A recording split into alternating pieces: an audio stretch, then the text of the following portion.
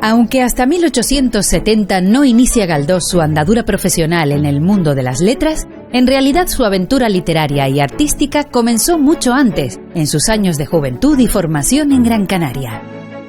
De vital importancia fue su paso por el Colegio de San Agustín, donde cursó el bachillerato en artes y en el que empezó a desarrollar muchas de las inquietudes por las que sería conocido posteriormente: narrativa, teatro, crítica periodística, dibujo, música.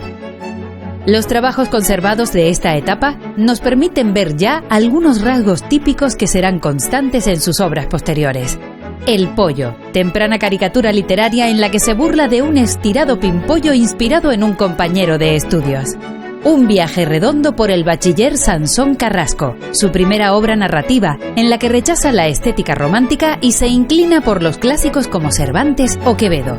El Sol, un trabajo donde muestra su preferencia por la prosa realista, clara y sencilla.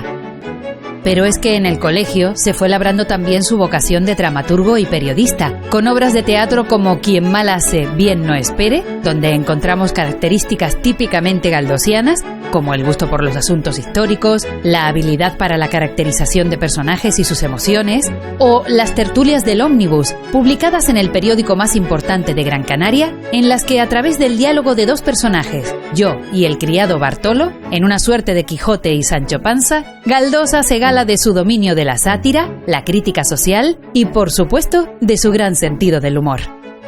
En el campo musical, recordemos que Benito aprendió a tocar el piano en su infancia, perfeccionó su técnica en el colegio y acudió regularmente a muchos de los conciertos y recitales que se programaban en Las Palmas, lo que le proporcionaría un gran bagaje en la materia y la posibilidad de realizar críticas musicales en algunos de los periódicos más importantes del país, como La Nación, a su llegada a Madrid.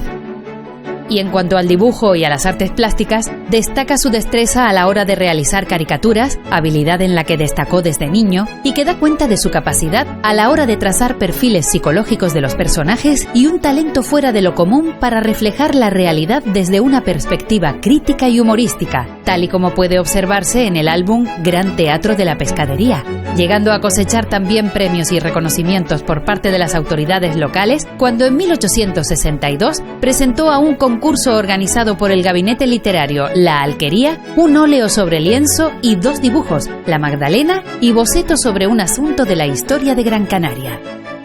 Por todo ello, podemos decir, sin lugar a dudas, que el Galdós de Las Palmas es un Galdós en potencia, un Galdós que acabaría eclosionando y brillando con luz propia a su llegada a la capital del país.